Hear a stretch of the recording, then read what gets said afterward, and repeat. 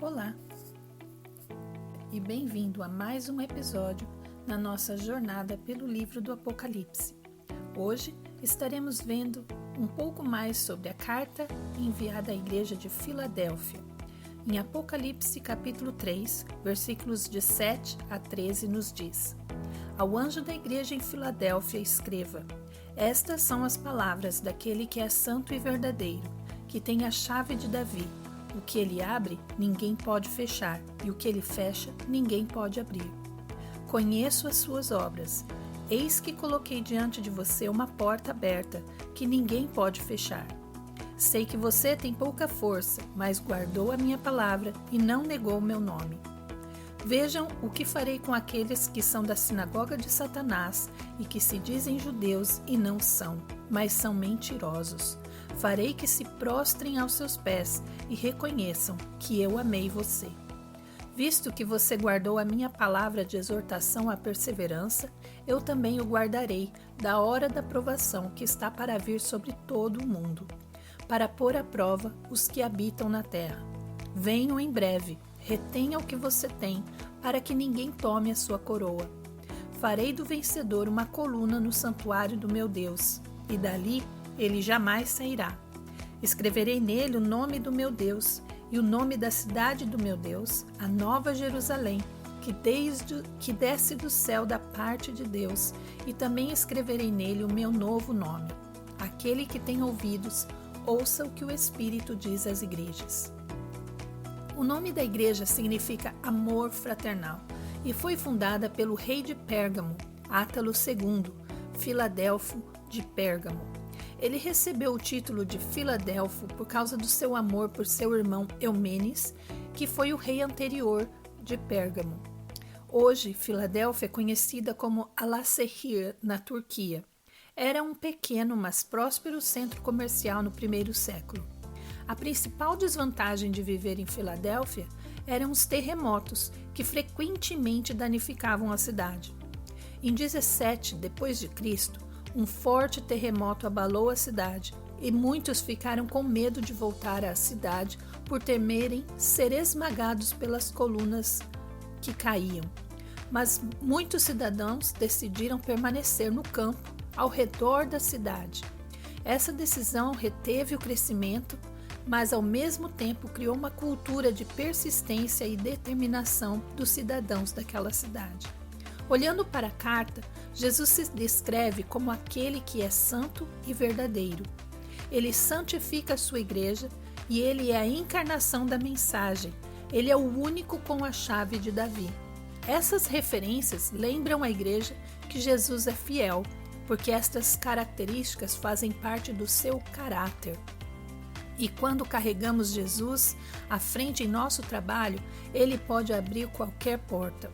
A chave de Davi refere-se à passagem em Isaías, capítulo 22, a partir do versículo 20, onde Eliaquim está prefigurando Jesus, que tem a chave de Davi, que é um símbolo de autoridade plena e que garante acesso ao rei no papel de trabalhar no portão do pátio do templo do reino. O livro de Ezequiel diz que no reino, Davi presidirá o tribunal do templo e ele tem a chave do templo. Naquele dia, o pátio do templo estará aberto aos cristãos desde o primeiro dia e permanecerá assim durante todo o tempo do reino. Então, dizer que Jesus tem a chave de Davi nos diz que ele tem autoridade para conceder-nos acesso ao templo. O propiciatório no Santo dos Santos, no templo, é o lugar do perdão. É o lugar onde o sangue expiatório de Jesus foi aplicado para cobrir o nosso pecado. Então, isso se torna uma imagem da própria salvação, o que significa que Jesus é quem tem a chave para o perdão. E quando ele abre esta porta, nada pode fechá-la, e até que ele a feche, ela permanece aberta. Assim, como tudo mais que vimos nas cartas, Jesus se mostra estar em completo controle de onde o Evangelho está indo e onde será recebido. É Ele quem determina o tempo e o lugar onde a mensagem do Evangelho será recebida e o inimigo não pode impedir que isso aconteça. Dizer que a porta foi aberta é um tremendo incentivo para qualquer igreja com o coração voltado para alcançar os perdidos.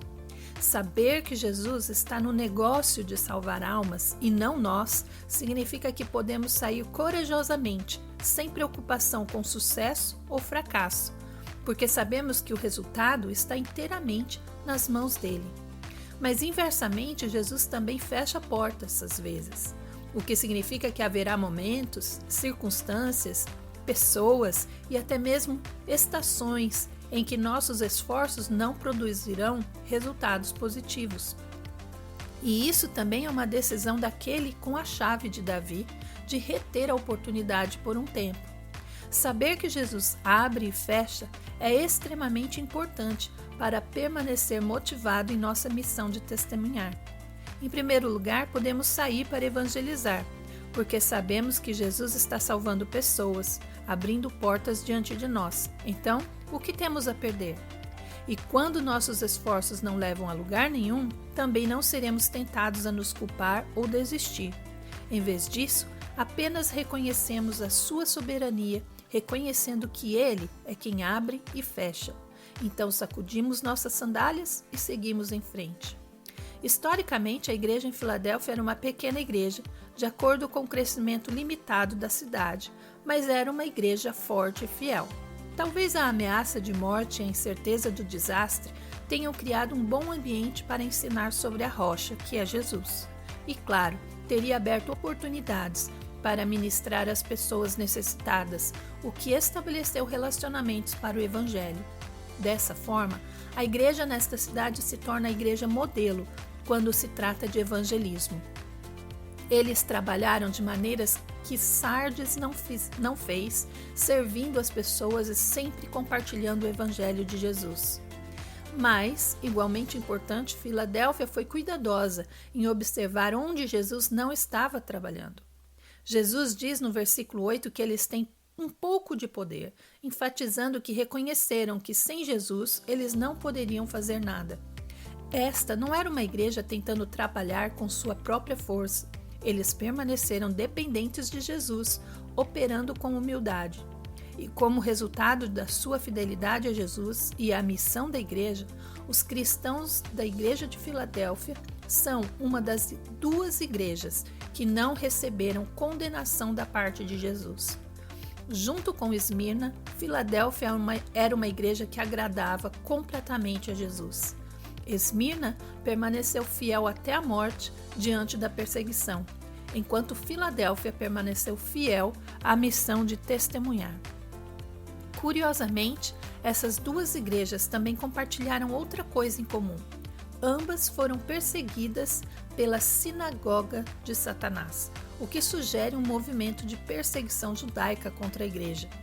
Este grupo de judeus legalistas, que queriam fazer com que os cristãos voltassem a viver debaixo da lei, negando o sacrifício completo de Jesus.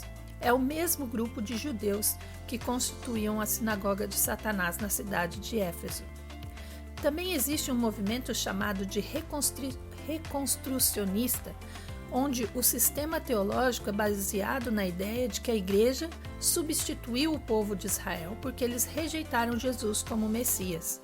Há muitas igrejas e estudiosos que não veem Israel como um elemento no plano de redenção de Deus. Eles acreditam que a igreja é que herdará as promessas feitas aos judeus.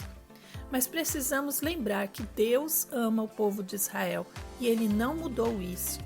Em Isaías, capítulo 43, de 1 a 6, mas agora assim diz o Senhor, aquele que o criou, ó Jacó, aquele que o formou, ó Israel. Não tema, pois eu o resgatei. Eu o chamei pelo nome, você é meu. E quando você atravessar as águas, eu estarei com você. E quando você atravessar os rios, eles não o encobrirão. Quando você andar através do fogo, você não se queimará. As chamas não o deixarão em brasas, pois eu sou o Senhor, o seu Deus, o Santo de Israel, o seu Salvador. Dou o Egito como resgate por você, a Etiópia e Sebá em troca de você. Visto que você é precioso e honrado à minha vista, e porque eu o amo, darei homens em seu lugar e nações em troca de sua vida. Não tenha medo, pois eu estou com você. Do Oriente trarei seus filhos, e do ocidente ajuntarei você. Direi ao norte, entregue-os, e ao sul, não os retenha. De longe, tragam os meus filhos, e dos confins da terra as minhas filhas. Não é coincidência que estas duas igrejas da lista, com o testemunho mais forte, também foram as duas mais perseguidas. Quando nos destacamos pelo Evangelho e por Jesus, sempre seremos atacados. E quando somos perseguidos, isso nos refina, nos purifica, nos testa e nos aprova. E como resultado, estaremos equipados para agradar a Jesus. É por isso que Jesus diz para se alegrar quando somos perseguidos, porque a nossa recompensa no céu é grande. Observe no versículo 9 que Jesus promete que, embora sejam atacados, Ele os defenderá. Mas observe como essa defesa ocorrerá. Se eu te perguntasse como Jesus poderia defender da perseguição, você provavelmente imaginaria o filme Os Caçadores da Arca Perdida, onde o Espírito surge com poder para derrotar os perseguidores maus e derretendo seus rostos. Mas o caminho do Senhor não é o caminho de Hollywood. O Senhor não derrota os inimigos da igreja, Ele os converte. No versículo 9, ele diz que aqueles que perseguem a igreja virão e se prostrarão diante deles e saberão que Jesus os amou. E Jesus dará à igreja de Filadélfia o poder para converter seus opressores, assim como ele fez com Saulo. E o resultado será que aqueles que antes perseguiam os cristãos, pelo que professavam, virão a entender que Deus os ama. Então eles também receberão a mensagem de salvação. O ponto é que quando a igreja tem um coração para alcançar, eles verão frutos em todas as situações, mesmo diante da perseguição. A perseguição vem, e mais ainda, quando obedecemos a Jesus, mas Ele a transformará em algo bom com o tempo. E com isso, também me lembro de um filme, Terra Selvagem, que conta a história de missionários que foram pregar a palavra numa tribo indígena, e o testemunho deles tem um final inesperado. Confira, é um ótimo filme. E como resultado da fidelidade da igreja, o Senhor promete preservar esta igreja nesta cidade no momento de provação. Acreditamos que isto também se refere à cidade sendo poupada da perseguição que veio às outras cidades da Ásia no reinado de Domiciano. E Jesus fala também dessa hora, impactando todos os que habitam na terra no versículo 10. Essa é uma das referências mais claras que temos em todas as cartas para nos alertar sobre a natureza profética de cada uma, porque não houve ainda um teste mundial de toda a humanidade nos dias de Filadélfia. Então, devemos supor que isso está falando de coisas no futuro. Esse comentário é uma pista muito importante para nos mostrar que essas cartas contêm uma interpretação profética oculta. E a Bíblia descreve um teste mundial vindouro de toda a humanidade, e estudaremos esse período depois que terminarmos o estudo das cartas. Jesus termina sua carta com uma promessa de que ele vem rapidamente e eles deveriam se apegar ao que eles têm para que ninguém possa tomar as suas coroas. Ele está aqui lembrando a eles que serão recompensados no final da corrida, quando comparecerem diante de Jesus. Então os encoraja a não pararem de correr até o fim. Paulo diz que receberemos o prêmio no final da corrida, e João nos lembra para não perdermos o que ganhamos enquanto esperamos. Em 2 João, verso 8, tenham cuidado para que vocês não destruam o fruto do nosso trabalho, antes sejam recompensados plenamente. Sabemos que Jesus está encorajando os cristãos em Filadélfia a continuar para que possam ser plenamente recompensados. E para concluir, o encorajamento de que seu futuro eterno é inabalável. Eles entrarão no templo de Deus, no reino, e nunca mais sairão. Ao contrário da cidade de Filadélfia, onde os cidadãos tinham medo de reentrar nos edifícios da cidade, o cristão entrará numa cidade que não pode ser abalada. Então, que período da história da igreja esta carta representa? Primeiro, sabemos que começa após a Igreja da Reforma, a Igreja ausente de obras. E por cerca de 100 anos após a Reforma, praticamente não houve trabalho missionário. Naquela época, cada nação europeia adotou uma certa denominação protestante ou católica como religião do Estado. Nesses países, nenhum outro grupo cristão era permitido, e qualquer um que tentasse se formar era severamente perseguido. Todos nascidos em um determinado país era automaticamente batizado e considerado cristão daquela denominação. E todos, como por exemplo, todos os alemães eram luteranos, os ingleses eram anglicanos, escoceses eram presbiterianos, e qualquer tentativa de estabelecer um grupo cristão alternativo nessas nações era severamente perseguido. Então, quando todos são nascidos cristãos, para que evangelizar? Mas em 1648, Jesus libertou a sua igreja com a Paz de Westfália, que encerrou a Guerra dos 30 Anos entre protestantes e católicos. E nas décadas após a paz, a igreja experimentou um renascimento notável, um movimento missionário mundial. Inúmeros pequenos grupos de igrejas se formaram por toda a Europa, rompendo com as denominações estatais estabelecidas.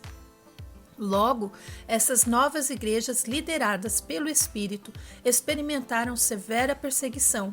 O que os católicos fizeram na perseguição aos reformadores, agora os reformadores começaram a fazer com esses grupos cristãos recém-formados. E o que as igrejas reformadas fizeram em deslocar o catolicismo, assim o movimento da igreja missionária fez com as igrejas reformadas. Logo, peregrinos, anabatistas e outros fugiram da perseguição e rumaram para um novo mundo, Estados Unidos. Homens como Jonathan Edwards iniciaram o grande despertar no continente norte-americano. Outros missionários alcançaram a América Central e do Sul, a Austrália e a Ásia. E no espaço de cerca de 300 anos, a igreja se espalhou mais rápido do que em qualquer momento desde o primeiro século.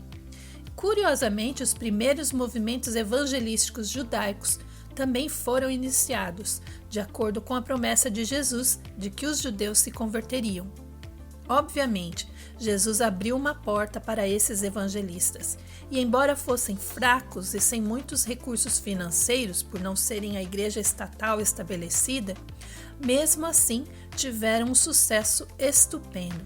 Por um tempo, Filadélfia restabeleceu a verdadeira igreja que testemunhava do evangelho que Jesus pretendia para o mundo, e teve um grande impacto ao se apegar ao que era santo e verdadeiro. E como uma bênção, o Senhor diz que a poupará da hora de provação que virá para o mundo inteiro. Em termos proféticos, isso significa que eles não seriam a igreja final da era da igreja, que deveria ainda haver mais uma igreja para encerrar a era. E a pergunta difícil é: e quando vemos essa igreja começando? Quando termina a época da igreja de Filadélfia?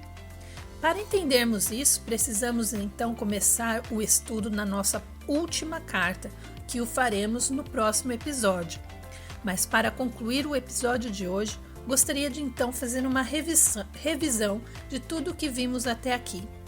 A nossa jornada pelo livro de Apocalipse começa com a visão dada ao apóstolo João na ilha de Patmos. João viu o céu e Jesus glorificado. E durante esta visão, ele recebe uma tarefa: escrever as coisas que viu, as coisas que são e as coisas que acontecerão depois destas.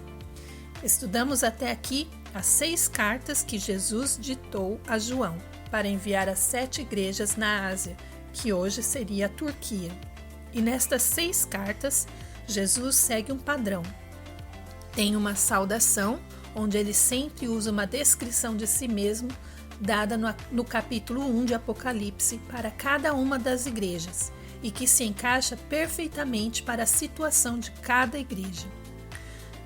Pontos positivos e pontos negativos da igreja, uma recomendação para se arrepender ou encorajamento para continuar o que está bom na igreja, uma promessa aos indivíduos cristãos de cada igreja.